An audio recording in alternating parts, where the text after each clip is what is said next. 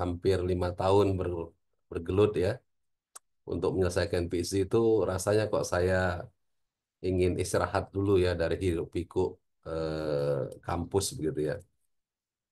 Tapi ternyata nasib berkata lain ya. Saya awalnya hanya ingin sekedar membantu menyukseskan pemilihan dekan dan wakil dekan, tapi ternyata kok saya yang jadi wakil dekan. Gitu. Itu menurut saya kecelakaan saja. Em, oleh karena itulah maka saya berusaha untuk berbagi cerita saja ya. Karena ternyata di awal tahun pertama itu saya sangat mengalami semacam goncangan kehidupan ya karena apa namanya berubahnya sangat drastis menurut saya ya. Sehingga saya mengalami sedikit tsunami terutama untuk membagi waktu ya. Dengan saya menjabat itu ternyata urusannya tidak hanya urusan saya sendiri, tapi juga mulai dari universitas, fakultas, prodi ya, dan urusan-urusan yang lain itu juga menjadi urusan saya ternyata. Apalagi di KKA itu ternyata kegiatannya boleh dikatakan 24 jam ya. Karena orang selalu berpikiran kalau apa namanya bidang kemahasiswaan itu ya semua kemahasiswaan ya mulai dari mahasiswanya bangun tidur sampai mahasiswanya tidur lagi itu urusan KKA padahal nggak begitu ya sebetulnya tapi ya kita sudah terlanjur mengecap memberi cap ya label kalau KKA itu urusannya mahasiswa sehingga harusnya kan hanya kegiatan-kegiatan ekstra kurikuler harusnya kalau yang kurikuler itu harusnya ya urusan prodi urusan WR1 ya tapi itu merupakan shock yang lain ya. Ternyata pekerjaan saya eh, di luar ekspektasi saya. Meskipun demikian ya, saya selalu mencoba agar tugas utama saya sebagai dosen itu tetap bisa berjalan ya di tengah berbagai macam kesibukan. Nah, kemarin saya diminta oleh Bu Banan untuk menyampaikan 4 hal ini, terutama ya boosting apa namanya academic productivity itu kira-kira di breakdown menjadi 4 ini. Yang pertama bagaimana cara membagi waktu untuk menulis. Karena em, dengan jabatan wakil dekan ya, meskipun ya masih banyak jabatan yang lebih tinggi yang lebih sibuk, tapi tentu saja dengan menjabat itu waktunya sangat tersita. Dulu Pak Prof Nandang ya, saya ingat sekali, Prof Nandang itu menjadi rektor, wakil rektor, rektor sampai GB-nya tertunda cukup lama ya. Karena betul-betul memang beliau bercerita waktu itu pada saya, pada kami ya, karena eh, di satu forum bahwa ketika menjabat itu memang waktunya itu hampir tidak ada ya. Kalaupun sudah ada, misalnya tinggal sisa-sisa, sehingga memang apa namanya tidak sempat beliau untuk GB di saat menjabat. Jadi beliau meraih gelar GB setelah beberapa tahun purna dari jabatan wakil rektor dan rektor. Kemudian lalu bagaimana cara membangun komitmen untuk menulis itu ya? Apa yang bisa kita gali dari apa yang saya alami? Terakhir, nah 34 ini sebetulnya nggak terlalu pas untuk saya ya, karena saya belum terlalu berpengalaman ya, baru mencoba-coba sedikit ya. Tapi yang sedikit itu yang ingin saya bagi. Moga-moga yang sedikit ini bermanfaat bagi Bapak Ibu semua sekalian yang hadir pada siang hari ini. Oke, mari kita lihat yang pertama ya. Bagaimana cara saya membagi waktu untuk menulis ya. Oke, saya awali dulu dengan apa namanya quote ya. Quote yang menurut saya cukup menarik. Yang pertama itu dari siapa namanya Buxton ya, tapi nggak terlalu kelihatan ya. You will never find time for anything. If you want time, you must make it ya. Kalau menjabat itu memang hampir nggak ada waktu ya untuk menulis ya. Oleh karena itu maka harus di bahasa Jawanya di apa ya di apa namanya istilah bahasa Jawanya di selak G begitu ya. Jadi harus di kalau kita mau waktu yang mewah itu memang nggak ada, sehingga kita harus memang we must make it ya, we must make the time. Dan satu lagi dari Lao Tzu ya, time is created thing. To say I don't have time is like I don't want to ya. Jadi kalau kita beralasan, wah saya nggak punya waktu, sebenarnya bukan nggak punya waktu, kita nggak mau saja, nggak mau menyibukkan diri dengan itu ya. Nah ini dua quote yang menurut saya terkait waktu yang saya suka ya, sehingga saya share. Jadi intinya memang tidak mudah untuk membagi waktu ya, tapi bukan nggak mungkin. Karena waktu itu siapa saja saya selalu bercerita kepada mahasiswa, kita itu mau presiden, mau gubernur jenderal, mau siapa saja, waktunya kan sama 24 jam ya. Tapi kenapa kok ada orang yang di tengah kesibukannya masih sempat nulis buku ya, tapi yang betul-betul nulis ya, bukan bukan dituliskan orang ya. Misalnya jadi apa kok masih bisa sempat nulis buku, jadi ini kok masih bisa ini. Nah itu gimana ya caranya ya? Jadi kalau kita beralasan di balik, wah saya nggak punya waktu ya, mereka harusnya lebih nggak punya waktu. Tapi kenapa mereka bisa kreatif, apa bisa produktif, kita nggak? Ya itu yang mungkin bisa saya sedikit share pengalaman saya ya, bukan pengalaman mereka ya. Nah, saya tidak pernah membuat waktu itu apa dibagi menjadi waktu khusus ya. Karena berdasarkan pengalaman saya, kalau saya membuat kayak semacam pembagian waktu khusus, justru nggak jalan ya. Justru nggak jalan. eh Bikin waktunya apa lengkap ya, jam sekian ngapain, jam sekian, oh itu lengkap sekali, tapi biasanya nggak ada satupun yang bisa terlaksana itu. Jadi saya tidak lagi membuat pembagian waktu khusus ya, lalu saya juga tidak membuat list jadwal pekerjaan, daily to do list itu juga nggak ya, misalnya hari ini apa jam sekian, wah itu saya nggak lagi ya, karena jadwalnya itu sangat komplit ya dari pagi sampai malam, tapi biasanya tidak banyak yang bisa dikerjakan ya. Listnya sih sangat bagus ya, wah gini-gini tapi. Dan saya juga tidak membuat blok waktu ya, weekly schedule atau apa gitu ya. Eh, nah lalu saya em, apa namanya mencoba merefleksi sebetulnya ya. Karena tadi waktu saya sudah tersita untuk kebanyakan sih hal-hal yang sifatnya apa rutinitas ya, rapat. Rapat itu bisa ya kadang-kadang sehari itu bisa 6 kali, 7 kali coba. Waktunya habis hanya untuk rapat aja. Kapan kita bisa baca buku, nulis gitu ya. Lalu saya berpikir gimana ya caranya, meskipun nanti ada teorinya ya, gimana ya caranya agar pekerjaan saya itu eh, bisa apa namanya dilaksanakan. Ya paling tidak apa yang menjadi hal-hal penting itu bisa dilaksanakan. Nah, akhirnya saya mencoba untuk membuat semacam prioritas pekerjaan. Ternyata saya itu labelingnya itu ada 5 ternyata. Saya nggak tahu dengan Bapak Ibu ya. Karena saya juga selain apa namanya, meskipun saya bekerja di swasta, tapi saya itu statusnya sebagai ASN dosen. Kalau dulu istilahnya DPK ya, nggak enak namanya. Dosen dipekerjakan itu kayak budak dipekerjakan. Tapi sekarang agak enak namanya dosen dengan penugasan di PTS. Nah, itu agak lebih ini ya, lebih apa? Lebih lebih nyaman itu mendengarnya ya. Jadi dosen ASN dengan penugasan di PTS. Nah, itu lebih enak. Tapi tetap saja disebut dengan dosen DPK ya. Nah, akhir-akhir ini sejak ya itu tahun 2000-an itu ASN itu juga ternyata dijejali banyak tambahan-tambahan pekerjaan ya. Duh, gimana ini saya bilang dalam hati ya. Sementara saya harus kerja di UI, tapi ASN-nya itu kadang-kadang itu harus ikut seminar ini, harus ngisi borang ini, harus, waduh, ini gimana ini? Nah, karena saya sebagai ASN ya akhirnya saya memprioritaskan pekerjaan-pekerjaan ASN itu menjadi pekerjaan pertama. Jadi top priority ya. Gitu. Lalu yang kedua itu pekerjaan akademik.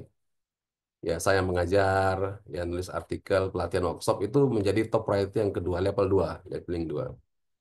Lalu pekerjaan rutin yang di KKA, fakultas itu top leveling yang ketiga.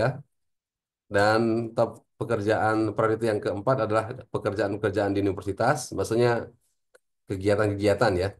Kan harus diundang itu, harus workshop ini, wah macam-macam ya.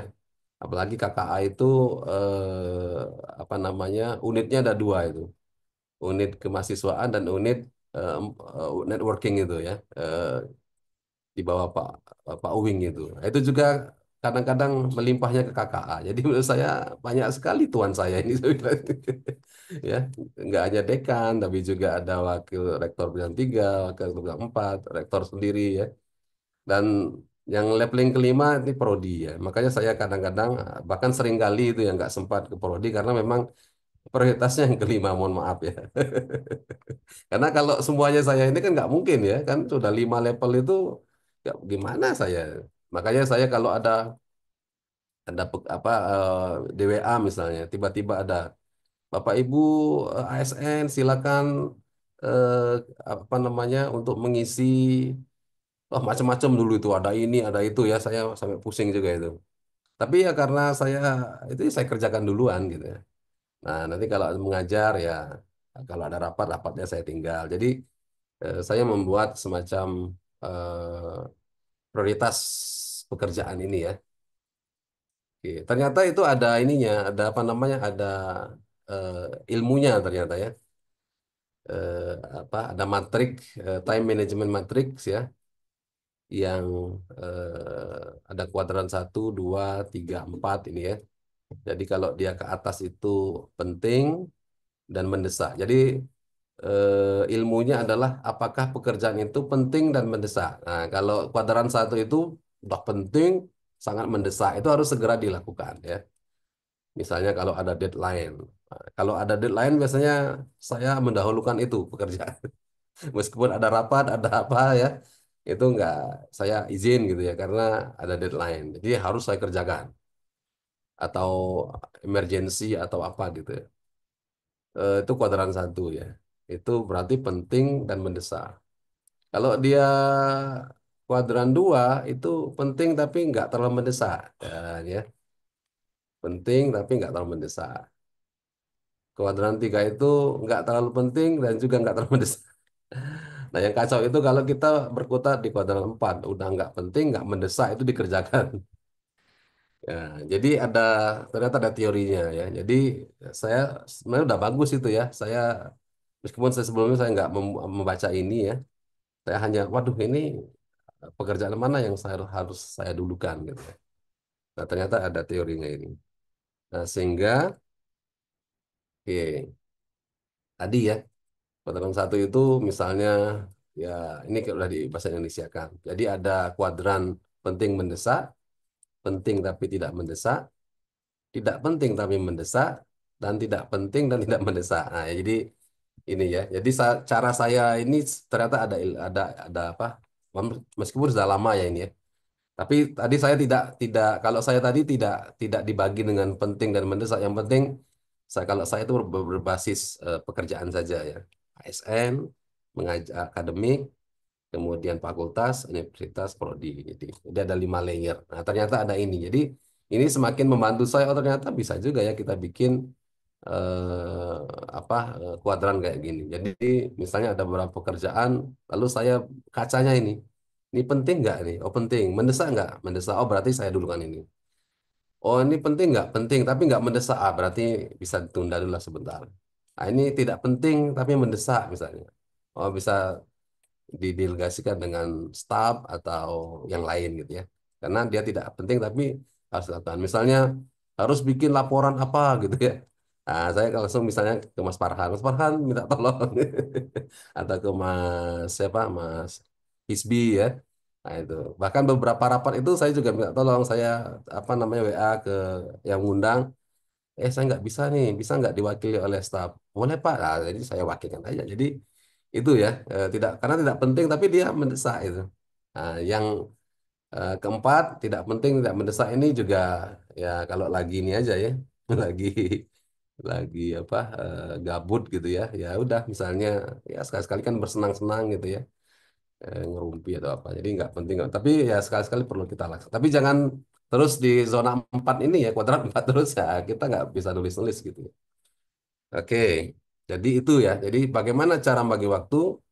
Eh, Berarti intinya tidak dengan membuat list, tidak membuat blok waktu, tapi dengan menggunakan ini ya, menggunakan kuadran ini. Jadi dengan mana yang pekerjaan penting, apakah mendesak atau tidak. Pekerjaannya penting mendesak, lakukan. Penting tidak mendesak, ya mungkin bisa ditunda ya. Jadi berdasarkan inilah saya lalu lebih nyaman ya, bekerja itu lebih nyaman. Jadi eh, apa namanya, saya tidak lagi takut untuk bolos kemana karena menurut saya menimbangnya dengan ini kan, misalnya ada undangan ya dari rektor, ini penting nggak nih? Oh penting, tapi mendesak nggak? Kayaknya nggak mendesak deh. Wah berarti kita apa namanya, kita delegasikan gitu ya. Oke, nah Bapak Ibu sekalian, ini salah satu contoh yang gambar ini ya jadwal saya. Saya itu suka sekali apa nulis-nulis di papan saya itu di ruangan itu ya. Jadwal jam berapa itu kadang-kadang nggak satu hari itu bisa 3-4 itu di jam yang sama ya, sama. Oke. Oleh karena itulah maka saya apa namanya tadi ya patokannya adalah apakah penting dan mendesak ya. Penting mendesak itu aja. Kalau nggak penting nggak mendesak ya pokoknya kita ini. Oke, lalu itu yang pertama ya. Yang pertama itu dengan ini tadi. Jadi bagaimana cara saya membagi waktu? Yang pertama dengan membuat skala prioritas pekerjaan ya. Silakan nanti masing-masing orang punya caranya sendiri-sendiri ya. Apakah mau ikut pakai matrik ini boleh ya. Atau pakai cara sendiri juga tidak masalah karena saya berkeyakinan bahwa setiap orang itu punya apa namanya, punya cara untuk mereka bagaimana survive dengan waktu ya. Atau kalau bahasa Gen Z-nya itu berdamai dengan waktu. Wah, berdamai dengan waktu ya. Oke, itu ya. Nah, lalu yang kedua, memanfaatkan jeda waktu di antara jadwal. Kalau dilihat di jadwal itu kan ada jeda-jedanya sedikit-sedikit gitu. Nah, dari jeda-jeda itulah saya mana nih yang penting mendesak. Wah, ternyata penting mendesak itu bikin apa namanya memasukkan nilai. Nah, itu. Ya, pokoknya di antara waktu ada 1 jam nih, wah lumayan nih bisa misalnya nih. Jadi justru kayak semakin sibuk itu semakin produktif karena jeda-jeda waktu itu bisa saya manfaatkan secara maksimal ya. Dengan tadi patokannya tadi ya, penting mendesak, penting tidak mendesak, tidak penting mendesak, tidak penting dan tidak. Jadi itu lewat-lewat aja. Jadi dari waktu jeda-jeda waktu itulah saya apa namanya bisa mengerjakan beberapa hal yang ya se se sewaktunya itu ada gitu. Kalau Pak Rektor itu sering eh, di berapa kesempatan itu mengatakan dia lebih banyak memanfaatkan jeda waktunya ketika dari kampus ke rumah ke kampus ya. Karena dari rumah ke kampus itu 1 jam, dari kampus ke rumah 1 jam. Jadi 2 jam itu beliau bisa nulis, bisa apa gitu. Nah saya tidak bisa meniru Pak Rektor karena saya itu kalau di kendaraan kalau nulis itu justru pusing. Nah itu, jadi saya nggak bisa niru Pak Rektor ya, karena nggak tahu ya kalau saya misalnya di mobil melakukan sesuatu itu membaca atau itu malah pusing gitu, kepala saya. Nah makanya saya nggak meniru Pak Rektor, saya mencari cara saya saja. Ternyata saya punya cara yaitu memanfaatkan jeda waktu di antara jadwal-jadwal yang ada itu ya. Yang ketiga ya tentu ini yang banyak Bapak Ibu lakukan juga yaitu dengan multitasking ya. Sering sekali di rapat ya kita sambil mengerjakan sesuatu, kadang menulis ya. Seringkali juga di rapat prodi itu ya sambil mengerjakan ya dapat 1 paragraf lumayan gitu ya. Atau koreksi apa gitu atau jadi bisa kita sambil-sambil. Jadi 3 hal itu yang biasanya saya lakukan ya. Yang pertama tadi membuat skala plus pekerjaan, yang kedua manfaatkan jeda waktu di antara jadwal, yang ketiga multitasking. Saya kira em, apa namanya mungkin hal ini tidak tidak apa tidak eh, bukan sesuatu yang apa namanya sangat familiar mungkin ya bagi Bapak Ibu sekalian ya. Jadi nggak ada yang apa spektakuler sebetulnya ya. Ya tinggal kita bagaimana manfaatkan waktu saja. Ya misalnya kalau lagi di bandara itu biasanya agak lebih banyak waktunya ya. Karena kan misalnya kita menunggu pesawat 2 jam, ya kan lumayan itu. Itu banyak hal yang bisa kita manfaatkan. Jadi jeda-jeda waktu itu yang mungkin diantaranya bisa kita manfaatkan ya. Daripada bukan daripada ya.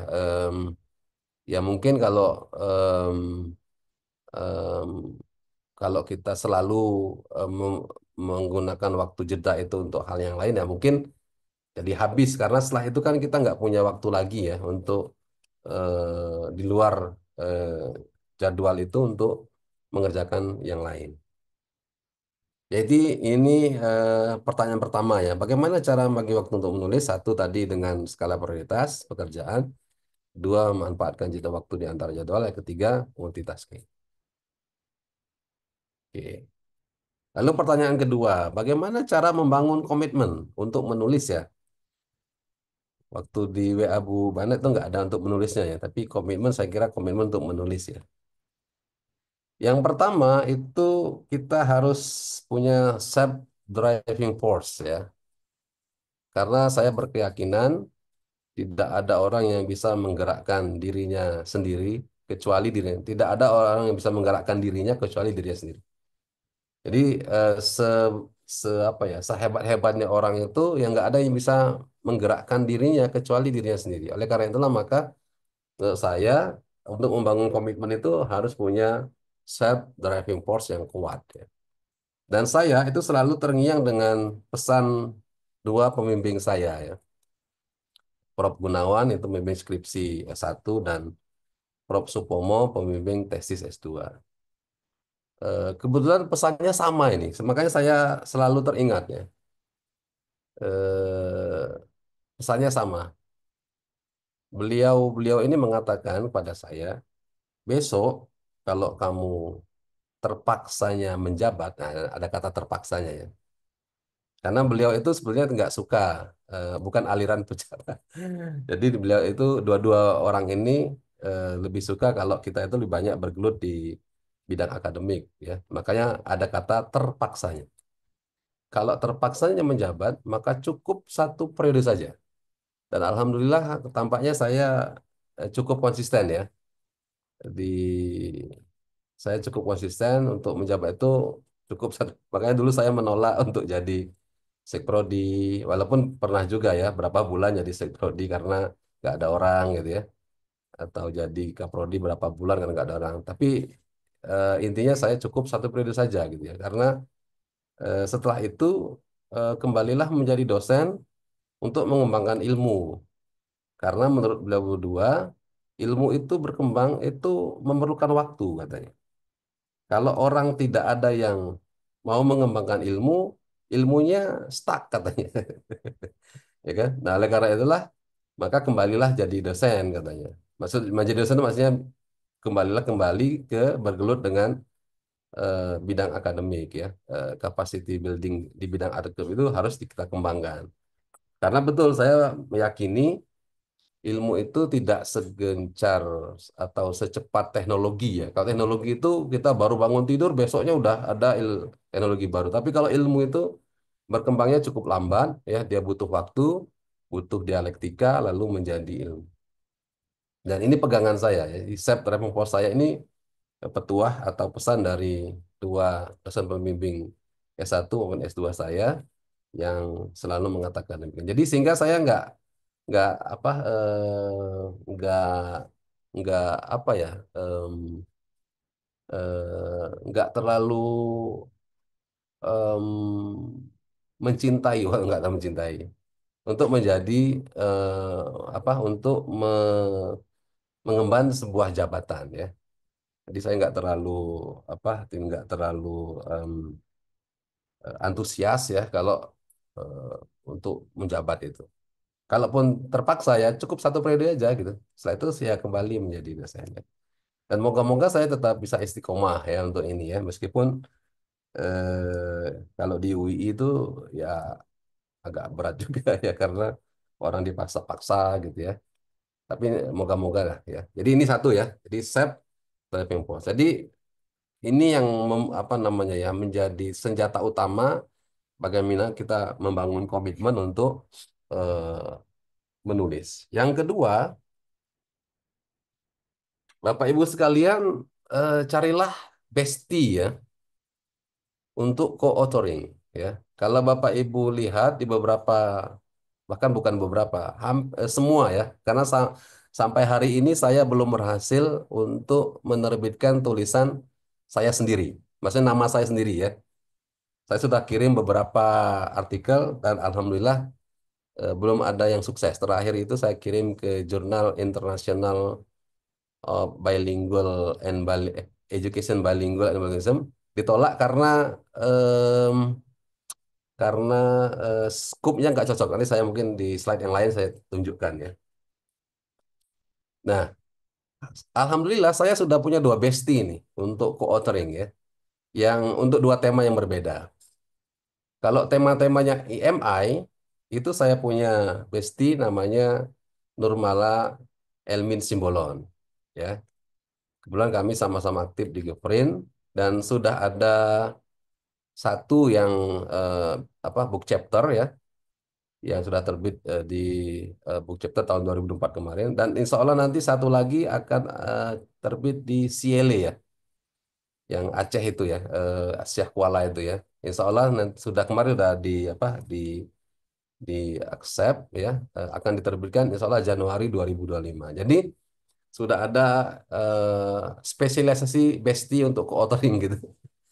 Nah, kalau untuk yang kedua itu untuk topik-topik multilingualism itu besti saya Nopripal ya. Nopripal itu dia dosen di Jambi ya. Kebetulan yang learning tadi disebutkan Pak Willy tadi, learning multiple itu tadi sebetulnya itu udah terbit secara online itu tahun 2022 dan prosesnya cukup cukup cepat ya. Dan saya aja kaget itu karena sekitar 3 bulan si Duele Mark Duell ya, gimana bacanya ya, Mark Duell itu suka dengan COP ya, Community of Practice, sehingga langsung diterbitkan itu Q1 ya. Dan kami juga sedang menunggu em, hasil dari ASEAN Anglicis ya bersama Nopripal dan juga ada satu yang bersama Bu Intan dan Bu siapa namanya yang di Australia itu sekarang Bu Jatuh, Pak. oh jatuh ya jatuh jatuh ya. Nah, itu jadi satu sedang menunggu itu di Asian English dan hampir 2 tahun ya nunggunya. Kalau nanti sampai April 2025 belum juga ada keputusannya berarti itu udah 2 tahun ya. Kemudian kemarin dengan Nopripal juga bertiga dengan Nopripal dan Mas Alfian koleganya di Jambi kami juga sudah menulis satu artikel lagi terkait dengan multilingualism, eh, mixed method ya kuantitatif dan kualitatif. Nah, jadi menurut saya harus cari bestie-bestie ini ya, karena tapi jangan sembarang cari bestie ya. Kalau bisa itu bestinya itu yang agak apa yang bertahan lama ya. Bestie tahan lama ini gimana maksudnya? Maksudnya cari co-author yang memiliki komitmen yang sama di topik yang sama, sehingga kita itu bisa mengulang ya, mengulang beberapa kesempatan untuk menulis ya. Karena kalau kita punya komitmen yang sama, menulisnya itu enak. Apalagi kita sudah punya pengalaman diterima, kan. Jadi kan semangatnya itu beda. Kebetulan Bu Nurmala dan Nopripal ini apa ya? Mereka selalu em, mengingatkan saya, gitu ya. Jadi kami biasanya em, komitmen misalnya em, udah pokoknya setiap hari Sabtu 2 jam lah begitu. Nah, biasanya mereka berdua ini yang mengingatkan saya ya, karena saya kan terlalu sok-sok sibuk gitu ya, sok-sok sibuk. Kalau Nuprimal bilangnya, Bang, ayo Bang kita nulis Bang. Nah, oke, ayo saya bilang. Kalau lagi pas nggak ada kerjaan ya. Kalau lagi kerjaan, nanti saya bilang nanti saya susul ya. Jadi harus dicari orang yang punya komitmen yang sama. Lalu yang kedua, cari co-author yang memiliki passion topik yang sama ya. Tadi ya, jadi yang kalau EMI itu tadi dengan Bu Nurmala, kalau yang multilingualism dengan dengan Pak Nopripal. Oke. Nah, mungkin nanti akan ada besti untuk yang di PBI. Ya, sudah saya mulai dengan Bu Intan, tapi ini hampir 2 tahun ya di Asian English belum ada kabar juga.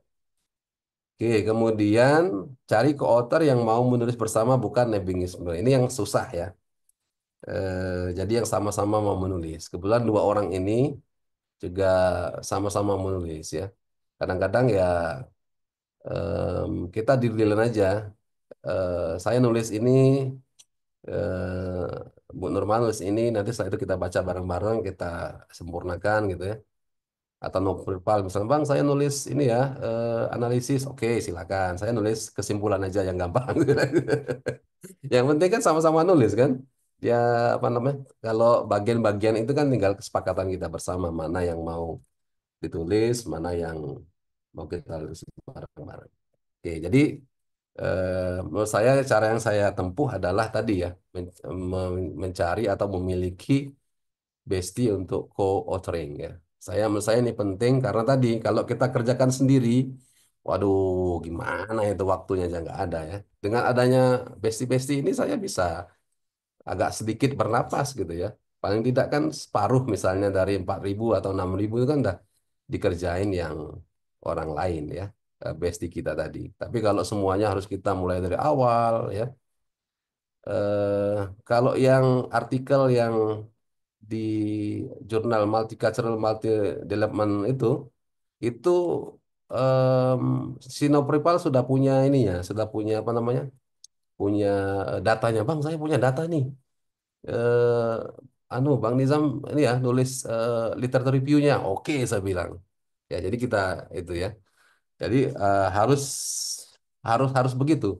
Kalau nggak begitu susah ya kalau sendirian ya. Oke, berarti itu yang kedua ya. Bagaimana cara membangun komitmen. Tadi satu itu dengan self driving force, yang kedua co-authoring. Lalu yang ketiga itu, nah ini,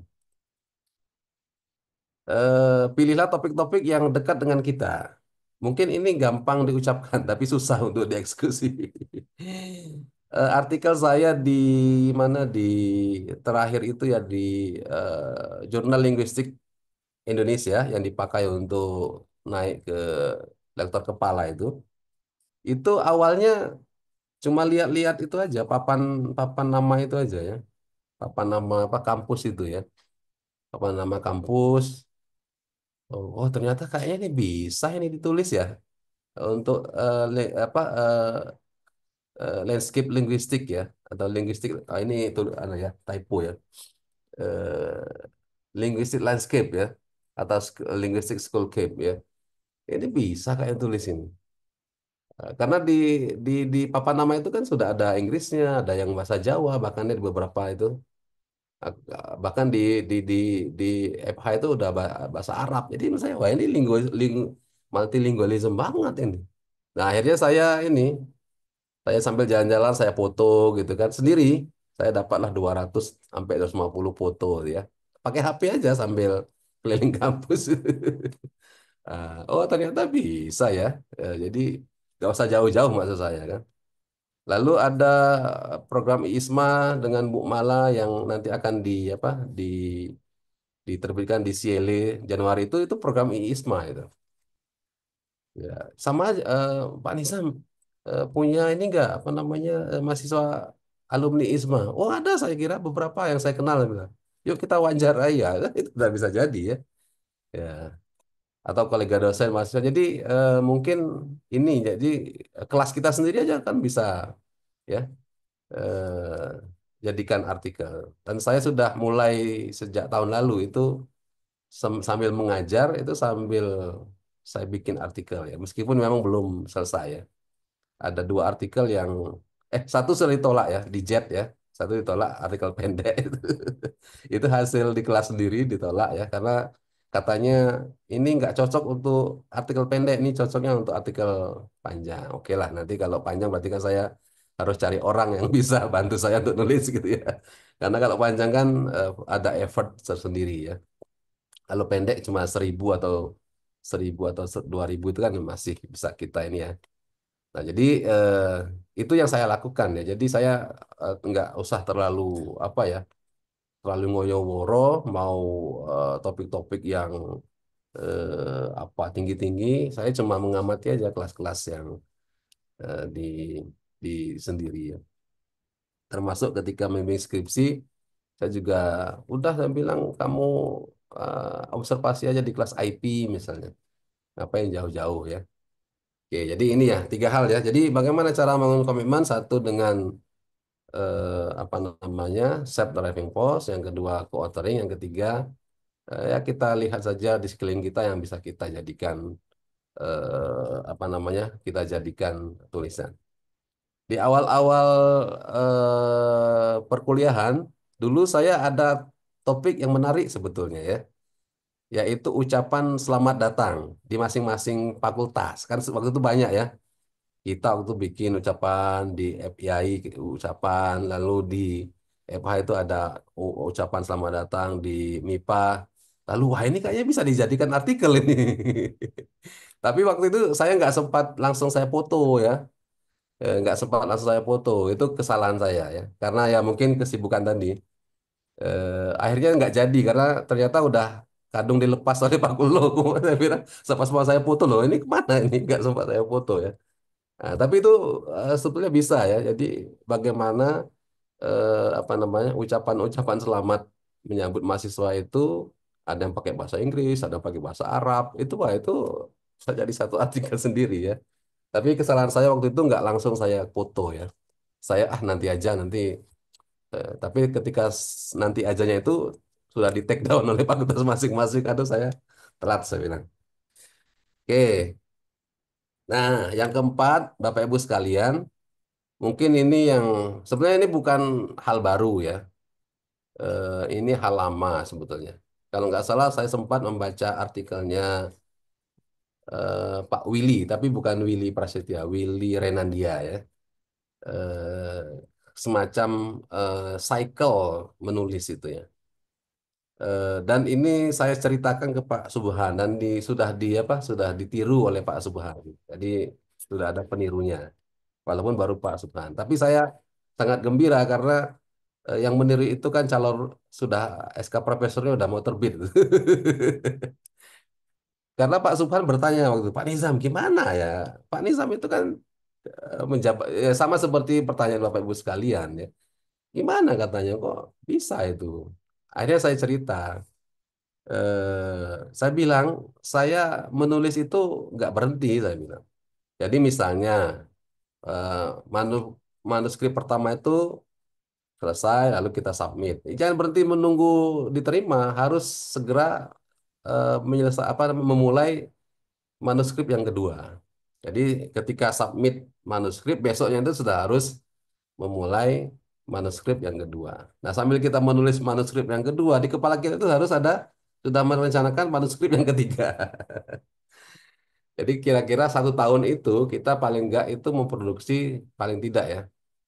Meskipun kalau orang yang waktunya banyak mungkin bisa lebih dari 3 ya setahun itu. Untuk untuk submit ya. Bukan untuk diterima, maksudnya submit. Karena kan submitnya itu untuk accept-nya kan bisa kadang 1 tahun, kadang. Jadi sambil menunggu kan kita sudah punya cadangan-cadangan apa artikel yang lain submit. Nah ini cycle-nya begitu ya. Jadi submit artikel satu, mulai artikel 2. Ketika kita mulai artikel 2 itu kita sudah berpikir bagaimana nanti ada artikel yang ketiga. Paling tidak ini saya bilang ke Pak Subhan waktu itu ya, Ustadz Subhan. Ustadz Subhan gini dia bilang, oh iya ya Pak Nizam ya, saya habis submit itu nunggu. Ya, jangan menunggu saya bilang. Langsung tulis yang kedua ya. Nanti sambil nulis yang kedua itu pikirkan lagi apa yang ketiga ini. Jadi paling tidak setahun itu kita punya 3 kali submit ya. Ya, sambil menunggu ya. Moga-moga nanti ketika submit yang ketiga kan sudah ada acceptance atau rejection dari submit yang pertama. Berarti kita siklusnya kita mulai lagi dengan merevisi ya, merevisi yang rejection tadi untuk di apa namanya kita submit lagi, resubmit gitu. Begitu aja. Terus paling tidak tiga lah, Pak. Kalau bisa lebih dari tiga itu mempercepat untuk diterima ya. Maksudnya untuk terima untuk maksudnya kesempatan untuk terimanya kan lebih besar ya. Meskipun ya kita tidak tahu mana yang submit, mana yang di reject ya. Oke, jadi itu ya untuk jawaban yang keempat. Bagaimana cara membangun komitmen, driving force, co-authoring, ya, kemudian observing our surroundings, dan terakhir itu dengan 1 year cycle of writing. Ini sekali lagi juga gampang diucapkan tapi susah di. Tapi kalau kita komitmen, insya Allah ya, komitmen saya apa selalu berkomitmen agar setahun itu paling tidak tiga lah ya, setahun itu tiga ya. Apa tiga manuskrip yang disubmit ya. Eh, Sampai hari ini saya masih menunggu tiga artikel ya. Tapi saya sedang menulis ini ya dengan teman saya namanya Bu Ana dari Medan tentang intercultural communication. Jadi ya udah pokoknya ada kesempatan nulis kita tulis gitu. Oke. Nah ini eh, bagaimana cara mencari jurnal yang tepat. Nah, ini saya kira pakar-pakarnya banyak di sini ya. Ada Bu Intan kayak saya lihat tadi ya. Ada siapa lagi ya. Ya, jadi ini cuma ini saja. Ya sekedar apa namanya sekedar cerita saya saja. Kalau saya itu ini untuk jurnal internasional ya, bukan jurnal Sinta ya. Karena di awal saya itu menghindari untuk terbit di jurnal Sinta di awal ya, di awal saya pulang itu. Tapi ternyata untuk apa ke LK kemarin itu kan Pak Nizam, ayo daripada nunggu yang internasional terbitnya lama, mending ke apa Sinta 2 saja. Udah bisa kok katanya kalau SD. Oh iya ya, ya udah saya bilang saya akhirnya eh, apa namanya kirim ke Jurnal Linguistik Indonesia itu yang kemarin dijadikan apa syarat utama untuk naik ke LK. Tapi untuk yang jurnal internasional saya menghindari jurnal yang berbayar. Karena saya berkeyakinan begini, yang nulis itu kan kita, yang mikir kita. Kok kenapa kita juga yang harus bayar untuk jurnal kita, ya kan? Makanya saya ya tidak terlalu apa mendukung ya kalau ada entah itu ada di universitas nanti akan diganti. Saya nggak pernah dan alhamdulillah belum pernah ya untuk mengikuti yang gitu-gitu itu. Menurut saya yang nggak berbayar aja banyak, ya kan? Kalau misalnya yang berbayar itu untuk open access, kan pilih saja yang tidak open access, ya kan? Oke. Pak, kalau yang nggak berbayar itu lama, mana? Ya tergantung jurnalnya ya. Ada yang nggak berbayar cepat. Buktinya yang tadi jurnal saya dengan Nomoripal itu 3 bulan, nanti saya tunjukkan ya. 3 bulan diterimanya, ya kan? Tapi ada juga yang lama, yang ASEAN English ini kan hampir 2 tahun. Ya tergantung aja. Jadi coba-coba aja yang mana kira-kira. Jadi prinsip saya kalau bisa ya jangan berbayar lah. Justru kalau saya, kita aja yang dibayar itu. Ya kan? Itu dibayar. Jadi saya mendukung universitas-universitas seperti UNY, Undip itu yang membayar, tapi anu ya, membayar autornya ya. Jadi jangan kita membayar. Yang kedua, itu hindari jurnal yang tiba-tiba accepted gitu ya. Seperti itu maksudnya hampir tanpa review ya. Kalau ini terjadi itu bisa dipastikan ya. Mungkin 99,9% jurnalnya itu abal-abal itu ya. Karena semua jurnal yang bagus itu proses reviewnya dilakukan dengan betul-betul ya. Jadi tidak tiba-tiba efektif ya. Ya, jadi paling tidak misalnya first decisionnya itu 3 bulan. Nah, setelah itu baru dilempar ke under review. Under review itu ya bisa 3 bulan, bisa 6 bulan, bisa setahun ya, tergantung. Itu, tapi kalau tiba-tiba kita baru kirim 2 hari, tiba-tiba accepted, nah itu menurut saya itu udah menunjukkan apa namanya tanda-tanda itu jurnalnya jurnal balabal. Kemudian hindari jurnal yang ada namanya di jurnalnya ya, kata multidisiplin ya. Misalnya jurnal eh, Heroic multidisiplin. Wah, itu. Biasanya itu juga ini ya. Karena dia nggak anu apa nggak ketat biasanya. Karena multidisiplin itu seolah-olah ya ada matematika, ada teknik, ada apa. Misalnya itu juga dihindari lah ya. Wong jurnal yang betul-betul jurnal kita tuh banyak ya. Kemudian hindari jurnal yang terbit dengan jurnal artikel melebihi kewajaran pada satu isu, satu volume gitu ya. Misalnya satu volume bisa 60, 100. Nah, itu mencurigakan itu ya. Karena kalau satu volume itu yang wajar aja lah ya. Mungkin paling banyak 20 gitu ya. Itu udah paling banyak. Tapi biasanya kalau yang bagus itu nggak nyampe ya 20. Jadi mungkin satu isu itu yang mungkin cuma 8 atau 10 gitu ya. Tapi paling tak kalau 20 ya masih bisa diterima ya. Tapi kalau udah di atas itu, nah itu yang menurut saya di atas apa kewajaran. Nah, saya juga mengajak ya. Mengajak itu maksudnya ya mau diikuti boleh, tidak juga nggak apa-apa. Kalau saya hindari jurnal-jurnal ini ya, Cogent, entah itu apa lagi ya, Cogent Education, Cogent Psychology, Cogent, wah itu banyak sekali. Menurut saya sebaiknya dihindari, sebaiknya ya hindari. Karena Cogent itu adalah eh, dia em, apa namanya, membonceng di Taylor and Francis ya. Tapi sebetulnya dia bukan Taylor and Francis, hanya membonceng aja. Dan itu jurnal-jurnal yang diterima itu jurnal-jurnal yang tidak diterima di jurnal-jurnal bagus tadi. Nah, dia terima itu, tapi membayar ya. Kalau nggak salah masih ada bayarannya. Kojen itu dia masih ada APC-nya. Helion itu juga ya. Kalau Bapak Ibu lihat di Helion itu, skopnya itu justru untuk jurnal apa disiplin-disiplin eksakta ya, kayak fisika, ilmu bumi ya. Nah, kalau kemasukan artikel kita itu jadi nggak pas juga. Frontris itu sama ya. Kalau Prosedia itu kayak proceeding ya, dia nggak dibaca, ya. Asal mau apa submit aja diterbitkan.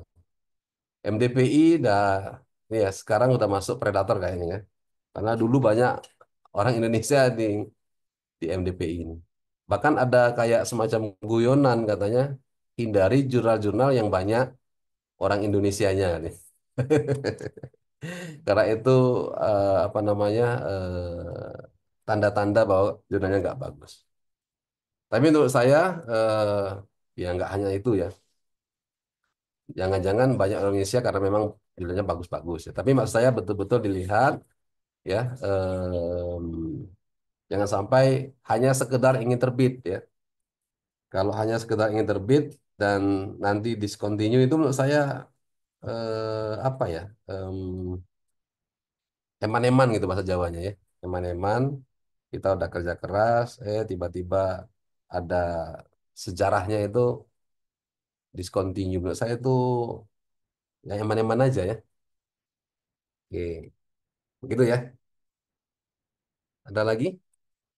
Oh, udah. Ya, kalau ini normatif ya. Dilihat cocokkan dengan aims dan scope jurnalnya, lalu cek lingkup jurnal ya. Apakah social science, education, languages, linguistic, mungkin kita ini ya. Social science oke, education oke, language oke, linguistic oke, humanities juga oke. Tapi kalau ada tadi ya multidisiplin campur dengan kimia, mesin, arsitek, nah itu mungkin dihindari. Nah silakan Bapak Ibu kalau ini saya kira ini kalau PBI mungkin udah sangat apa familiar ya agar bisa menavigasi di data-database jurnal terkemuka ya baik itu di Cambridge, di Oxford ya, Emerald Insight, di Sage, Springer, Online Library, Science Direct, Dr. Francis, Elsevier, and mungkin kalau mau cari apa disertasi dan tesis ya di Word itu ya, yang terakhir itu. Berarti itu untuk tips yang tepat. Ya ini kalau ini tadi selesai ada disclaimer di depan ya. Ini mungkin nggak pas banget ya. Oke, nah ini sesuaikan nomor 4 ya. Bagaimana tips menentukan topik artikel dengan acceptance rate tinggi? Yang pertama itu sesuaikan dengan, nah ini kalau bisa dilihat ini dia sudah disclaimer di depan. Saya nggak baca waktu itu ya, karena artikel saya yang ditolak itu bukan karena apa belum ke under review karena tidak sesuai dengan scope ya, karena topiknya itu punya saya itu IMI. Jadi dia bilang jurnal saudara itu tidak sesuai dengan scope jurnal ini, disilakan dikirim ke jurnal yang lain yang membahas tentang IMA. Jadi dia membahas bilingual education and bilingualism, tapi tidak consider IMI dan CLIL. Nah, katanya sudah ada jurnal sendiri untuk IMI dan CLIL ya. Waktu itu saya nggak sempat baca. Nah, karena itulah maka diusahakan ketika sebelum submit itu kita sudah membaca scope ya, eh, dan aims scope jurnalnya kira-kira bagaimana. Oke. Itu yang pertama, yang kedua, nah sedapat mungkin sesuaikan topik dengan minat riset editor ya. Ini yang tadi saya cerita, coba Bapak Ibu lihat ya. Nah, di sini ya. Itu submitnya 24 Mei 2022. Kemudian di accepted 3 Agustus. Wah, kan cepat sekali itu ya. Mei, Juni, Juli, Agustus. Ya, sekitar 3-4 bulan. Ya. Bahkan tanggal 6 Agustus itu dipublish di online-nya jurnal ini. Walaupun belum ada nomor ini ya. Officially ada nomor dan volumenya itu baru tahun 2024 ini. Tapi dia sejak 16 Agustus itu sudah tayang secara online di laman Journal of Multilingual and Multicultural Development. Oke, ya. Nah, eh, si Mark Dwell ya, Chief Editor JMMD ini ternyata dia suka sekali topik-topik yang ada community of practice-nya. Waktu itu kami nggak terlalu ini ya, nggak terlalu apa memperhatikan karena di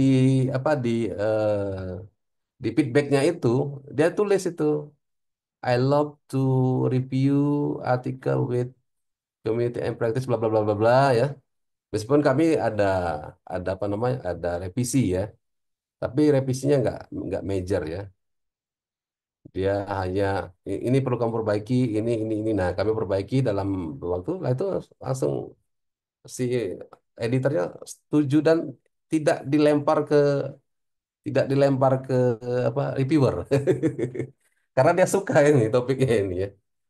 Wah saya bilang kalau ketemu dengan apa editor-editor kayak gini enak banget gitu. Ya, jadi sedapat mungkin sesuaikan topik kita itu dengan minat riset editor ya. Kalau kita bisa searching dulu ya, editornya siapa sih ini? Oh, misalnya editornya em, misalnya Galloway ya, misalnya ya. Galloway ini apa sih ininya? Oh, ternyata dia suka Global English ya, suka JET ya, Global English Language Teaching. Nah, itu mungkin topik-topik itu yang apa karena dia suka ya itu ya. Bahkan ini contoh yang tidak melalui review ya. Karena editornya suka dengan topik ada COP-nya itu, Community of Practices. Nah, tapi ini baru yang pertama. Mungkin nanti ada yang kedua ya. Makanya setiap saya kirim itu saya coba sekarang udah ngulik-ngulik juga ya. Editornya itu kayak apa ya, scope-nya kayak apa, sehingga nanti itu bisa eh, apa rate-nya tinggi. Selama ini banyak artikel saya yang di reject itu kalau nggak scope-nya agak berbeda, nggak ada reviewernya. Nah itu ada itu ya, nggak ada reviewernya ya. Terutama yang biasanya terkait dengan multilingualism with English itu yang apa jadi apa kepakaran saya itu. Waduh, kayaknya saya harus men-switch sedikit ya. Karena mereka bilang, oh kami nggak punya reviewer untuk topik ini, silakan dicari ke jurnal yang lain. Oke, jadi sedapat mungkin sekarang ke topik time editor. Berikutnya, amati waktu post decision ya. Oke, amati. Nah ini contohnya yang punya saya ini. Oh ini berarti dia 3-4 bulan sudah bisa first decision. Apakah diterima atau apa revision ya. Eh, Kalau langsung diterima jarang ya. Biasanya major revision ya. Revisi apa major biasanya. Atau kalau yang udah bagus itu ya minor tapi jarang juga. Jadi rata-rata memang biasanya dia apa di reject itu karena sorry jarang sekali langsung diterima tanpa revisi. Oke. Nah, ada yang begini, ada juga yang lama sekali ya. Asian English itu cepat ya. Asian English itu mungkin 3-4 sama seperti Journal of Multilingual and Multicultural Development ini. Tapi sekarang itu ya nggak tahu nyangkutnya di mana itu. Bahkan sudah saya email juga si Jim itu ya, editornya itu. Jim saya bilang, ini udah gimana ya? Tapi nggak dibalas oleh si Jim itu ya. Mungkin sudah terlalu eh, apa banyak mungkin jurnalnya yang masuk gitu ya. Karena dengar-dengar kabar sih statusnya sudah semakin bagus ya Asian English itu. Sehingga yang apa yang kirim artikel juga semakin banyak. Nah, silakan dilihat ya. Kalau misalnya masih 3-4 bulan ya mungkin itu akan lebih cepat. Paling tidak kita first decision-nya itu udah 3 bulan udah ada first decision ya. Daripada nunggu terlalu lama ya. Berikutnya, nah ini sesuaikan topik dengan artikel-artikel yang publish di jurnal tersebut 5 tahun terakhir paling enggak ya. Ya, silakan dicek. Biasanya di jurnal-jurnalnya itu kan ada ini ya, browse all articles and issues ini muncul ya. Nah, mungkin kita sambil kulik-kulik apa ya topiknya yang tahun ini apa gitu ya. Oh, kayaknya topiknya yang begini-begini. Nah, silahkan disesuaikan aja ya. Karena kalau kita em, tidak menyesuaikan dengan topik yang biasa dipublish di jurnal tersebut ya mungkin editornya nggak mau tidak akan apa namanya tidak mau menerima ya. Lalu berikutnya, oke, jika topiknya sering muncul, maka highlight apa yang membedakan dengan topik yang lain. Nah ini, kebaruannya itu harus dimunculkan, karena topiknya kan udah sering. Saya, alhamdulillah ya, sejak 2 tahun terakhir ini selalu dipercaya jurnal ASEAN, sebentar, APJ itu Asia Pacific Journal of Education APJ ya, untuk mereview ya. Untuk mereview. Ya, 1-2 artikel ya. Dan saya karena sudah agak terbiasa mereview, itu akhirnya tahu, oh ini nggak ada kebaruannya, ya. Kalau dari segi apa komponen-komponennya oke ya, dia nulisinnya bagus, ya gapnya bagus ya. Tapi nggak ada kebaruannya gitu loh. Nah itu, makanya wah, saya sekali-kali mereject ya. Wah, ya kan? Apa latihan mereject artikel orang. Ya, meskipun biasanya saya kalau Indonesia itu paling tidak saya kasih apa major revision lah ya, nggak langsung di reject. Tapi sekali dua saya latihan ya, latihan mereject karena saya lihat karena kebetulan topiknya saya juga dekat ya, topiknya dekat, tapi dia kok nggak ada sesuatu yang baru di artikelnya ini ya. Ini kan sudah banyak dibahas orang gitu. Ya udahlah kita latihan sambil latihan untuk mereject ya. Dan itu jadi pelajaran saya juga karena apa namanya di beberapa artikel saya komentar reviewer juga begitu ya. Apa namanya kebaruan itu menjadi sesuatu yang sangat penting. Yang terakhir ini juga yang apa namanya ya perlu menjadi catatan karena kita nggak biasa nulis di jurnal-jurnal yang bagus sehingga kedalamannya itu kurang ya. Jadi kalau kita akan menulis tentang topik tertentu, kalau bisa topik tertentu itu matang di literatur review ya. Bahkan waktu saya ikut apa namanya proyeknya Nicola Galloway, ketika mau menulis artikel, dia selalu bilang eh topik itu harus literatur review itu harus well informed katanya. Selalu bilang gitu. Jadi ketika tulis, lalu dia komentarnya well informed in literature, well informed. Maksudnya itu harus betul-betul mendalam, gitu. Sehingga orang yakin bahwa kita itu memang apa ya eh, punya punya keahlian di bidang itu. Nah ini saya juga sering di reject di sini ya, karena kan ya karena kita nggak biasa, mungkin cuma cetek aja gitu ya. Kalau bahasanya di saya kuliah di S3 dulu tuh deskriptif tuh deskriptif itu masih terlalu cetek ya, nggak ada pendalamannya, nggak ada elaborasinya, nggak ada. Nah jadi kalau mau apa acceptance-nya tinggi ya harus betul-betul mendalam. Nggak hanya ini sebetulnya ya. Di metodologi itu juga begitu ya. Metodologi itu seringkali yang miss di kita itu adalah misalnya tentang etik ya. Etiknya gimana ini? Kamu apa eh, akses ke partisipan seperti apa, bagaimana kamu bernegosiasi itu ternyata menurut mereka satu hal yang penting ya. Tapi kita kan sering biasanya nggak terlalu dalam ya, sehingga metode itu nggak terlalu panjang. Padahal kalau yang bagus itu metode itu bisa sampai 1.500 sendiri gitu ya. Saking mereka ingin meyakinkan bahwa kita itu secara etika, secara prosedur, secara apa ya approach itu sudah betul-betul menguasai dan tidak melanggar kode etik penelitian. Mungkin itu ya yang bisa sampaikan. Nah, terima kasih Bu ya. Sedikit cerita ya, sepenggal cerita. Intinya bagaimana cara saya apa namanya mengatur. Saya nggak tahu apa mengatur apa memanfaatkan ya waktu begitu. Oke, Baik, terima kasih banyak itu Pak ya Widi.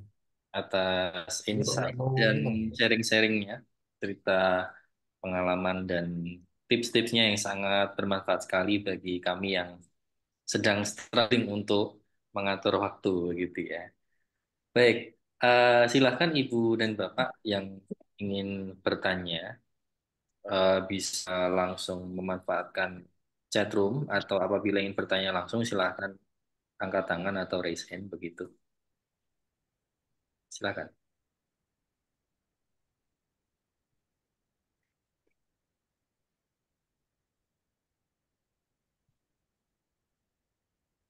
Sudah mengetik ini sepertinya. Izin bertanya dulu Pak Nizam, ini dari saya ya Pak ya. Oke, monggo Pak Widi. Eh, saya pengen tahu nih Pak Nizam hobinya apa? Hobinya. Hmm. eh, dari dulu kalau saya ditanya hobi, hobinya membaca dan olahraga. Oh. Nah, Sama bagaimana? Ya, sama apa Pak? sama sama berpikir. Oh, berpikir. Hobi kok mikir, tapi nggak enak. Hobinya meneliti juga Pak, jangan-jangan. Ya, kalau membaca itu kan akhirnya meneliti ya. Eh, Kalau meneliti itu automatically ya. Kalau katanya sih kalau apa suka membaca biasanya ya, biasanya juga suka meneliti. Baik, ini ada pertanyaan Pak Non Sewu di kolom chat ya. Oke. Apakah mungkin membuat paper penelitian selama 1 minggu? Boleh sharing Pak, waktu tercepat Pak Nisa membuat artikel, begitu. Oh, ini. Baik.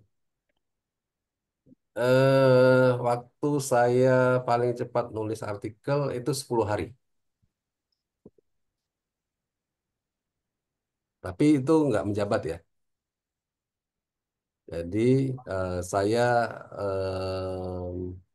meskipun akhirnya di reject ya, karena saya menulis itu untuk jurnal sistem ya, itu aman banget ya, jurnal apa top banget gitu ya. Tapi saya nulisnya 10 hari karena sudah mau deadline.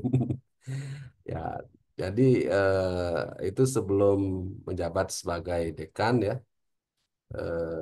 dari pagi sampai sore baca nulis baca nulis 10 hari. Ya, jadi dimungkinkan ya. Sebetulnya sekarang itu mungkin bisa lebih cepat karena kita bisa memanfaatkan AI kalau sekarang ya. Tentu saja bukan dibuatkan ya.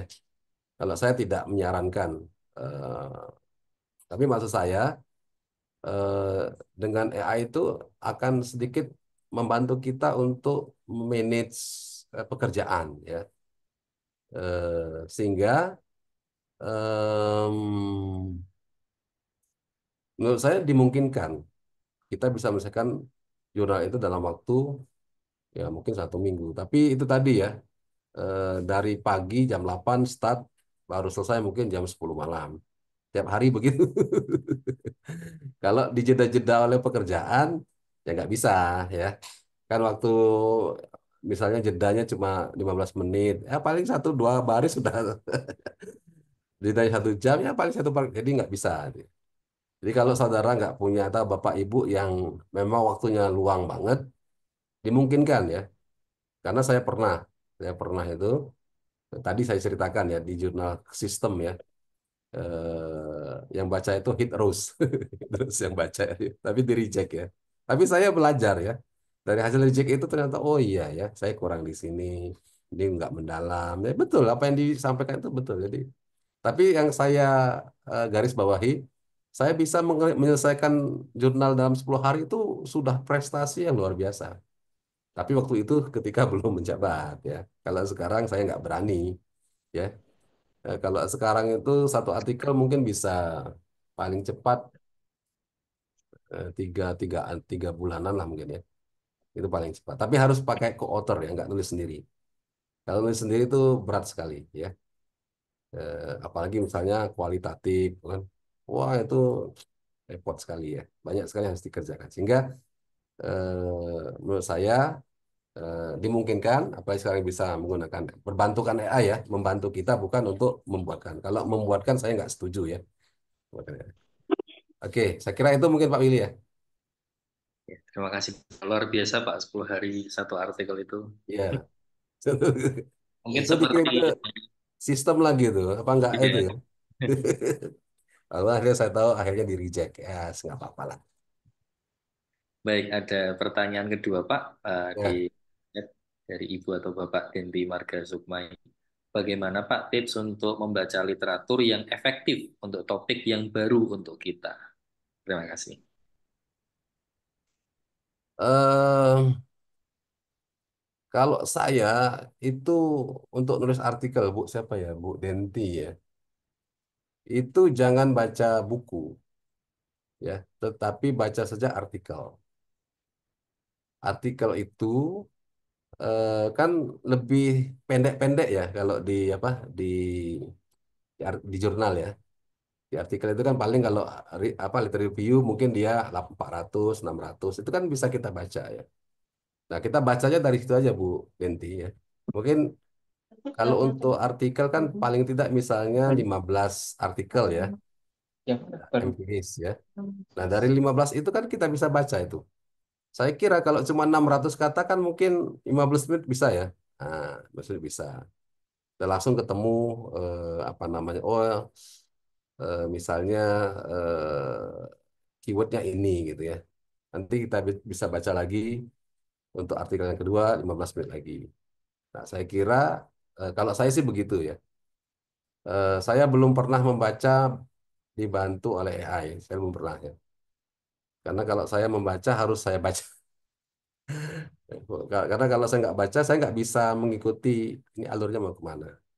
Jadi tips saya silakan membacanya.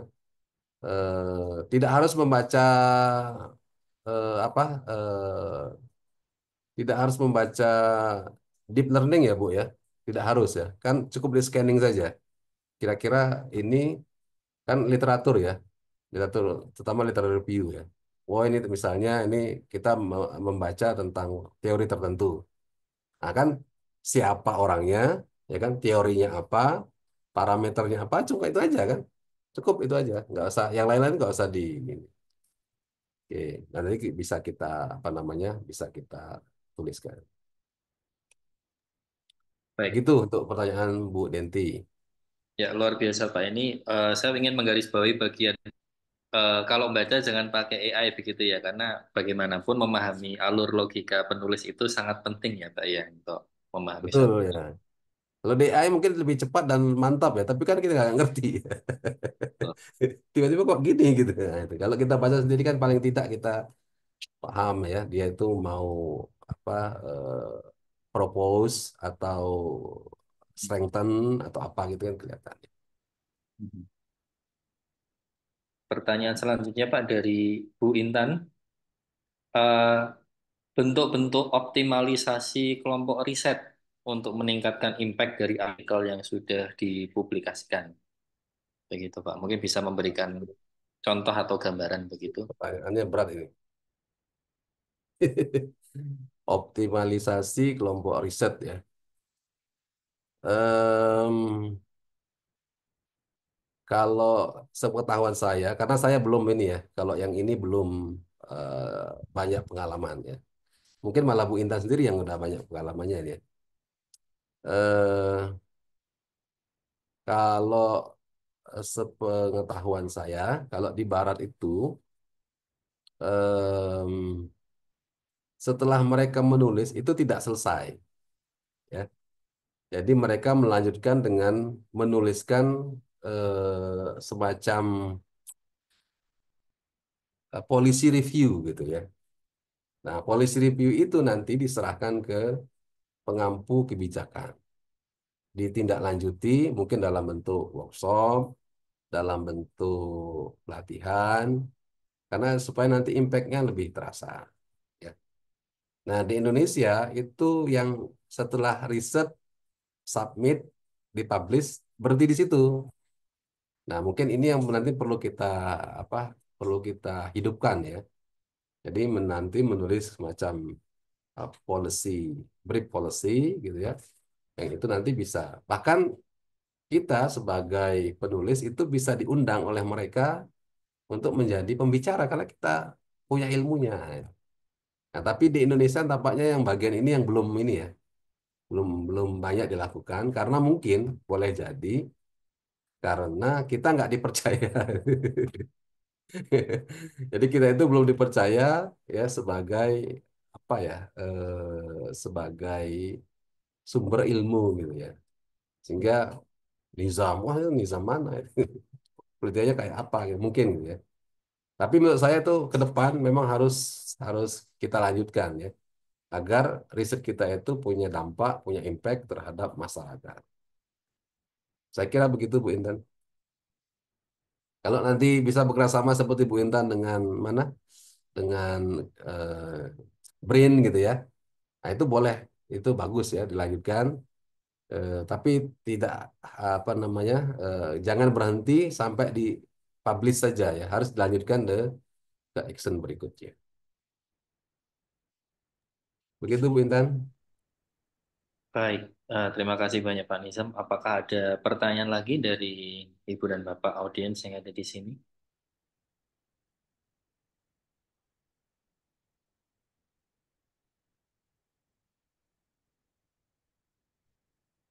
Oh ya, saya izin bertanya ya Pak ya. Oke, semoga kita. Untuk artikel yang sudah terbit, eh, terutama yang di Scopus ya Pak ya, itu mulai nulisnya itu sejak kapan Pak? Kan ada yang 2024, ada yang 2023 begitu. Apakah itu waktu sejak awal menulis sampai terbit itu sampai tahunan atau dalam hitungan bulan pun sudah bisa begitu?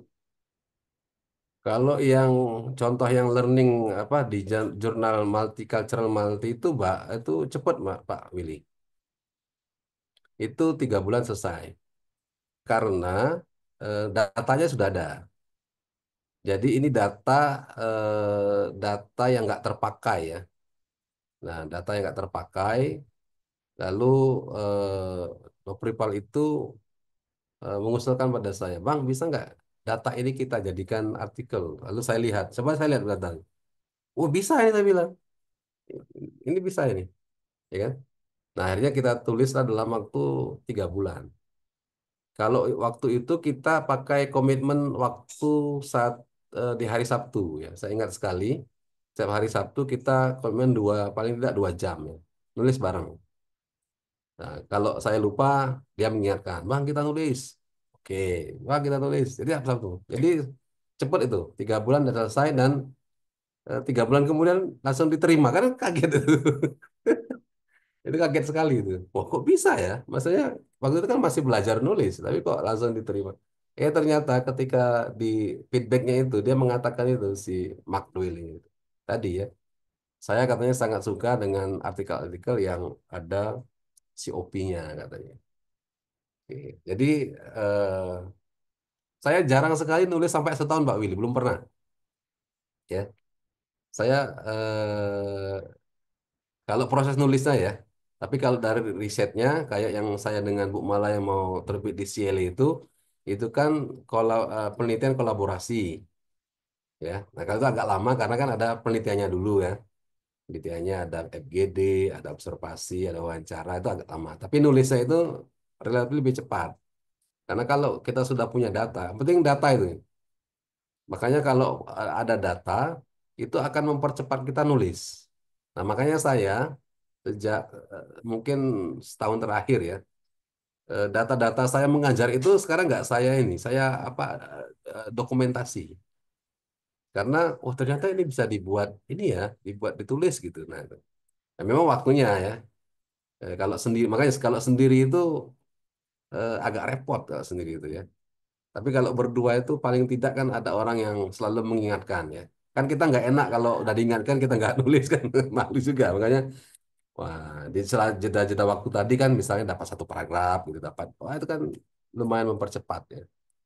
Jadi berdasarkan pengalaman saya, yang paling cepat tadi 10 hari, yang paling lama mungkin sekitar 4 bulan lah.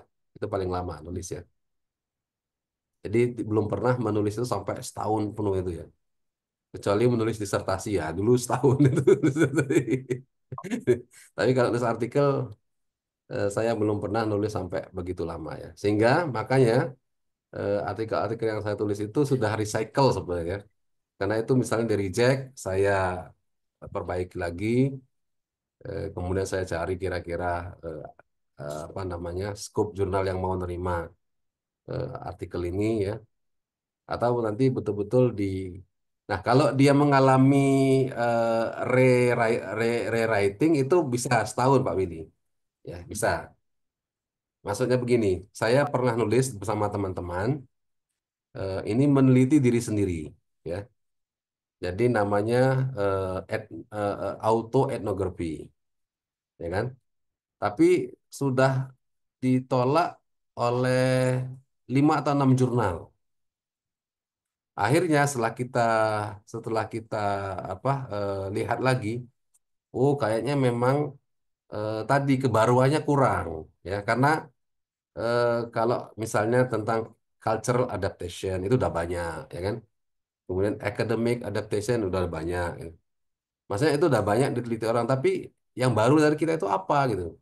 Nah, akhirnya kita re reworking ya. Kita tulis ulang dengan mengganti data. Nah, kalau ini agak lama karena tadi ya dia bisa 1 tahun. Bahkan ini sudah mau kalau Desember ini lewat mungkin hampir 1,5 tahun. Karena tadi kita melalui proses reworking ya. Karena kan harus cari data ulang ya. Kita harus nulis misalnya diary baru, harus apa. Jadi karena ditolak. Tapi kalau dia nulisnya normal itu paling lama 4 bulan ya. Oke, tapi kalau dia nulis 4 bulan, kemudian di reject, lalu kita reworking, nah itu bisa. Kan 4 bulan lagi gitu kan. Nah itu bisa 1 tahun. Begitu kira-kira Pak Willy. Siap, Pak. Masih ada pertanyaan, Pak. dari Rebecca. Oke. Bagaimana mengatasi sebuah kondisi jika menulis tesis atau skripsi, namun dosen pembimbing sulit untuk ditemui? Wah, ini Pak. Aduh, ini. Oke. Bagaimana mengatasi jika tesis atau skripsi dosennya sulit ditemui ya? Ehm, Kalau zaman saya S1 dulu sih ya ditunggu aja. Oke, mungkin Bu Rebecca saya nggak tahu ya. Kondisinya sekarang atau seperti saya 30 tahun yang lalu. Kalau zaman saya 30 tahun yang lalu kan nggak ada HP, nggak ada internet. Jadi kalau mau cari dosen itu ke kampus. Itu udah ngantri kayak di rumah sakit itu ya, ngantri. Tiba-tiba pas satu lagi kita dosennya bilang, saya ada rapat nih, besok ya ketemu lagi. Ya besok datang lagi ngantri lagi. Ditunggu-tunggu beliau nggak datang. Ya udah besok lagi gitu ya. Zaman saya waktu itu nggak ada apa ya, nggak nggak apa, nggak komplain begitu ya. Zaman itu ya. Maksudnya kita nunggu ya nunggu aja. Ke kampus kampus aja. Datang nggak datang ya tuh besok lagi besok lagi. Nah, tapi kalau sekarang mungkin situasinya udah agak berbeda ya. Em, Kebetulan saya termasuk yang apa ya, berkomitmen. Kan tadi ya, komitmen saya tadi yang apa namanya, salah satu prioritas saya kan akademik ya, termasuk membimbing ini. Jadi saya kalau ada bimbingan yang mau bimbingan atau mereka ingin mengirimkan apapun, itu nggak pernah saya tolak ya. Nah, tapi kalau yang ini gimana ya? Saya juga susah ini Bu Rebecca ini. Oke. Seperti Kalau pindah bimbingan ke Pak Nizam ini. enggak, maksudnya ini susah menulisnya apa susah bimbingannya ya? Kalau em, misalnya susah ditemui, tapi kalau sekali ketemu dia ACC kan nggak apa-apa ya. Tapi kalau udah susah ketemu dan sekali ketemu itu malah dicoret-coret nggak gara-gara itu bahaya itu ya. Eh, Gimana ya? Ya mungkin em, kalau ngomong ini karakter pemilihnya gimana Bu Rebecca ini ya? Dosennya ini, karakternya ini. Kalau misalnya karakternya dosennya nggak apa bisa dikasih apa masukan ya mungkin dikasih masukan gitu ya. Tapi kalau dosennya itu termasuk yang nggak nggak mau nerima masukan ya gimana susah ya. Misalnya apakah dia mau nerima pesan lewat WA gitu. Apa dia prefer lewat email ya atau prefer lewat apa begitu. Tapi kalau surat saya kira enggak ya, kan udah zaman enggak surat lagi. Ya mungkin perlu dicari aja Bu, apa namanya, Bu Rebecca, em, eh, cara ya agar beliau atau mungkin bilang aja, ini gimana ya kalau misalnya eh, eh, saya mau 2 bulan lagi mau menikah gitu. Itu mempan nggak ya gitu ya? Pak, ini gimana Pak? Saya 2 bulan lagi nih udah mau menikah. Kira-kira skripsi saya eh, bagaimana ini?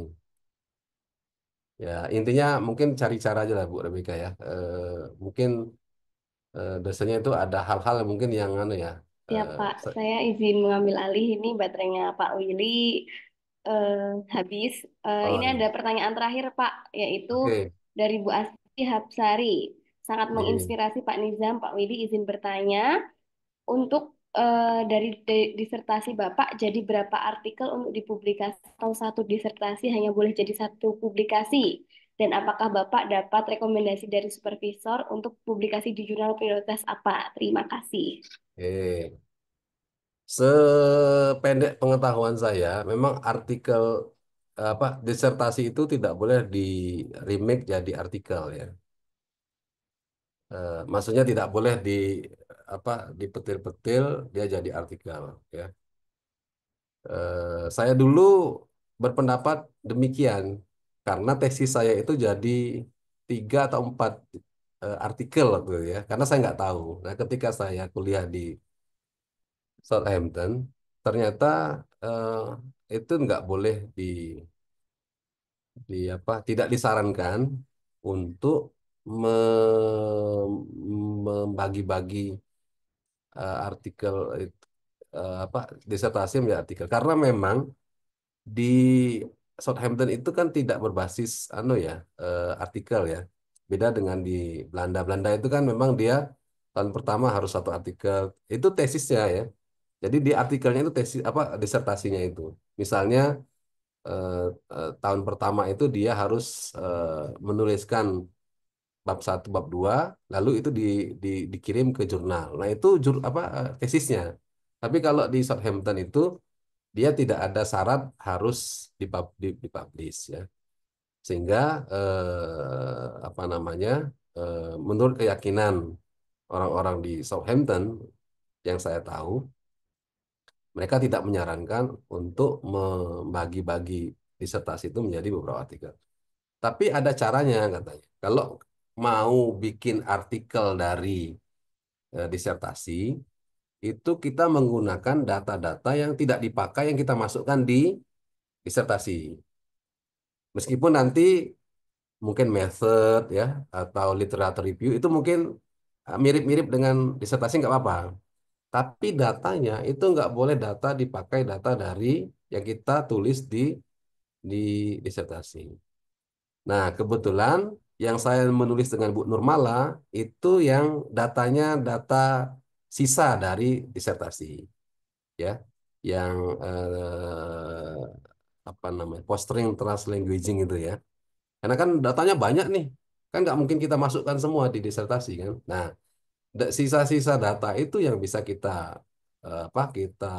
buat jadi artikel ya, dengan tentu saja topik yang berbeda, yang atau angle yang berbeda.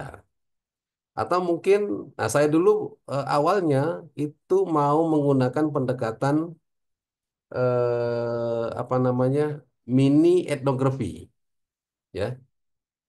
Tapi ternyata ditolak. Padahal itu cukup panjang itu. Nah, itu kalau mau saya kirim ke jurnal bisa itu. Tapi saya lagi-lagi ya waktunya belum ada. Itu cukup panjang itu. Ada berapa ribu ya. Karena kan ketika kita menjelaskan metode kan harus sejelas-jelasnya.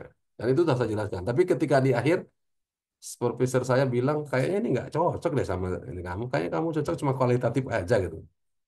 Berarti di apa di dibuang gitu. Nah, ini kalau mau di remake, ini kan bisa jadi 1 artikel ya.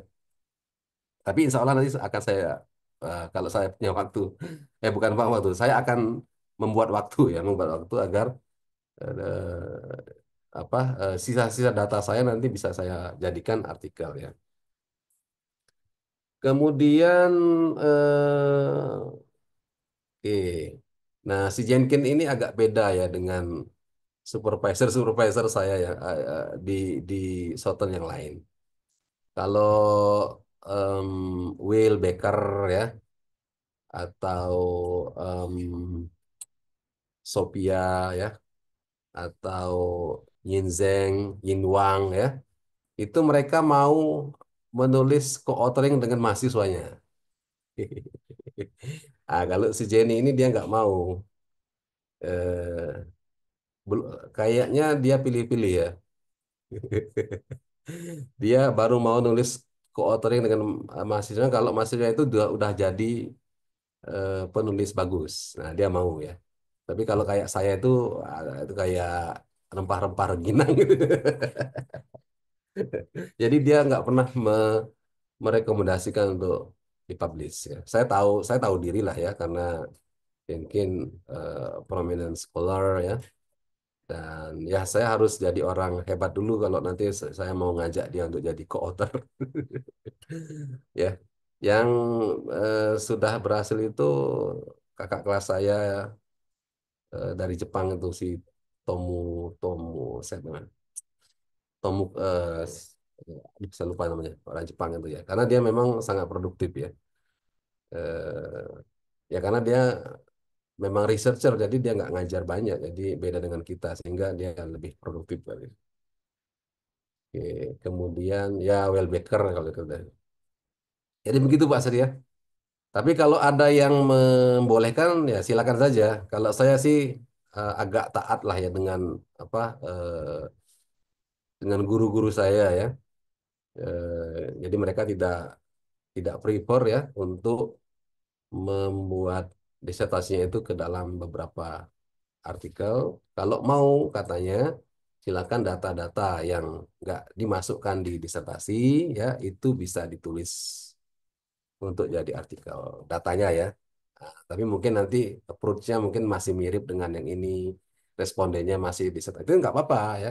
Tapi datanya yang berbeda. Nah, saya apa namanya sampai sekarang itu masih mengikuti keyakinan itu ya. Oke. Kecuali kalau nanti saya udah apa punya insight baru tiba-tiba oke semua bisa. Tapi sampai sekarang saya masih mengikuti pendapat begitu. Begitu Bu Astri, terima kasih ya. Pak Willy silakan atau tadi Mbak siapa kalau masih ada. Oh ya Pak. Oh berarti Pak Nizam itu teman itu ya Pak. Kalau nggak salah namanya Tomokazu Ishikawa bukan Pak? Ya betul betul. Tomu panggilannya apa sih itu? Pernah Dan baca. dia itu eh, selesainya 2,5 tahun Pak Willy. Mhm. Karena dia dari 8 pagi, jam Mhm. 8 pagi sampai 11 malam, 7 hari. Kerjaan cuma gitu aja. Mhm. Nah, saya harus ngurus anak istri ya nggak bisa sampai begitu. Saya santai aja gitu. Karena dia nggak ngurus dia ya karena waktu itu dia anu ya belum berkeluarga, nggak ada tanggungan ya. Jadi hidupnya enak sekali. Dia cuma fokus ke apa nulis disertasi saja. Baik, sepertinya tidak ada pertanyaan lagi, sehingga bisa kita akhiri sesi kali ini.